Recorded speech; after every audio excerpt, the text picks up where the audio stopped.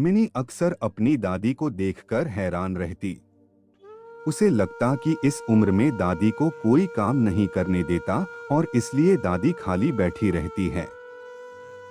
एक दिन मौका देखकर मिनी दादी से अजीबोगरीब सवाल करने लगी और जो हुआ उसकी कल्पना खुद दादी को भी नहीं थी। कोरोना के दिन थे जब एक दिन मिनी मेरे पास बैठकर होमवर्क कर रही थी। अचानक वह कहने लगी, दादी आपको कितनी मौज है ना? क्यों, किस बात की मौज है? मैंने जानना चाहा। आपको तो कोई काम नहीं करना पड़ता न? उसका उत्तर था, क्यों? मैं तुम्हारे लिए मैगी बनाती हूँ, सूप बनाती हूँ, हरी चटनी बनाती हूँ, तुम्हारा फोन चार्ज करती हूँ। कितने काम तो करती हूँ। तुम्हें कौन सा काम करना पड़ता है? मैंने हंसकर पूछा। क्या बताऊं दादी, मुंह को तो बस काम ही काम है। उसने बड़े ही दुखी स्वर में उत्तर दिया। क्या काम है? पता तो चले। मैंने दोबारा पूछा। क्लास अटेंड करो, होमवर्क करो, कभी टेस्ट की तैयारी करो, कभी कोई प्रोजेक्ट तैयार करो। दादी आपको पता है बच्चों को कितने काम होते हैं? वह धारा प्रवाह बोलती जा रही थी मानो किसी ने उसकी दुखती रग-रग पर हाथ रख दिया हो। उस पर ये ऑनलाइन क्लासें, बस लैपटॉप के सामने बैठे रहो, बुत बनकर। जरा सा इधर-उधर देखो तो मैम चिल्लाने लगती है। चिल्लाती भी इतनी जोर से है कि घर पर भी सबको पता चल जाता है। सोनम, तुमने होमवर्क क्यों नहीं किया? राहुल, तुम्हारी राइटिंग कितनी गंदी है। महक, तुम्हारा ध्यान किधर है? बस डांटती ही जाती है। आज मिनी पूरी तरह विद्रोह पर उतर आई थी। मैं चुपचाप उसकी बातें सुन रही थी। क्या स्कूल में मैम नहीं डांटती? मैंने हंसकर पूछा। दादी कैसी बात कर रही हो? वहां भी डांट पड़ती है। मैडमों का तो काम ही डांटना है। फिर मेरा प्रश्न था, दादी आप सम आ नहीं रही हो? उसने बड़े भोलेपन से उत्तर दिया। क्या नहीं सम आ रही हूँ? तू कुछ बताएगी तो पता चलेगा। रुको, मैं आपको समझाती हूँ।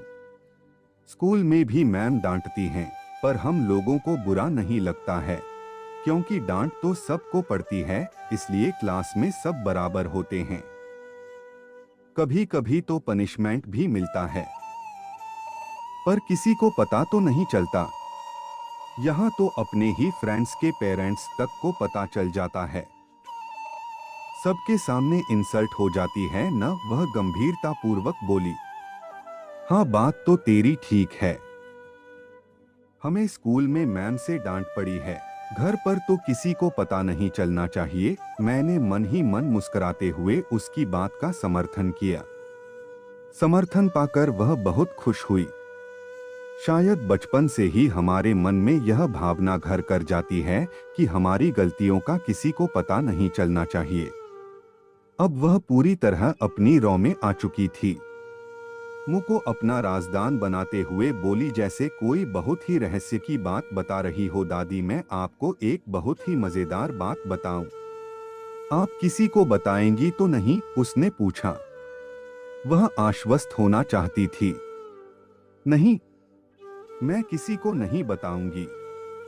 तू बेफिक्र होकर बता। मेरा उत्तर सुनकर वह बोली, जब किसी बच्चे पर मैम नाराज होती है तो सारे बच्चे नीचे मुंह करके या मुंह पर हाथ रखकर हंसने लगते हैं। मैम नाराज नहीं होती, मैम को पता ही नहीं चलता है। और वह बच्चों को क्या फर्क पड़ता है? रोज किसी न किसी पर मैम गुस्सा होते ही हैं। सुनकर मुंह को हंसी आ गई। सच ही है, हमाम में सब नंगे। एक और मजेदार बात बताऊं दादी? अब वह बहुत खुश लग रही थी। हाँ जरूर, जब मैम ब्लैक बोर्ड पर लिखती हैं ना, क्लास की तरफ मैम की पीठ होती है, तब हम लोग बहुत मस्ती करते हैं। कुछ लड़के तो अपनी सीट छोड़कर उधम मचाने लगते हैं और जैसे ही मैम मुड़ती हैं, सब अपनी अपनी सीट पर चुपचाप बैठ जाते हैं। मैम को कुछ पता ही नहीं चलता है। हम लोग स्कूल में बहुत मजे करते हैं। घर पर तो मैं बोर हो जाती हूँ, उसने निराश होकर कहा। बस सारा दिन घर में बैठे रहो। इस कोरोना ने तो पागल कर दिया है।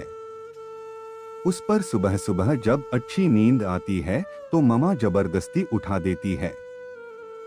दोपहर को जब मुंह को नींद नहीं आती तो कहती है अब थोड़ी देर सो जाओ।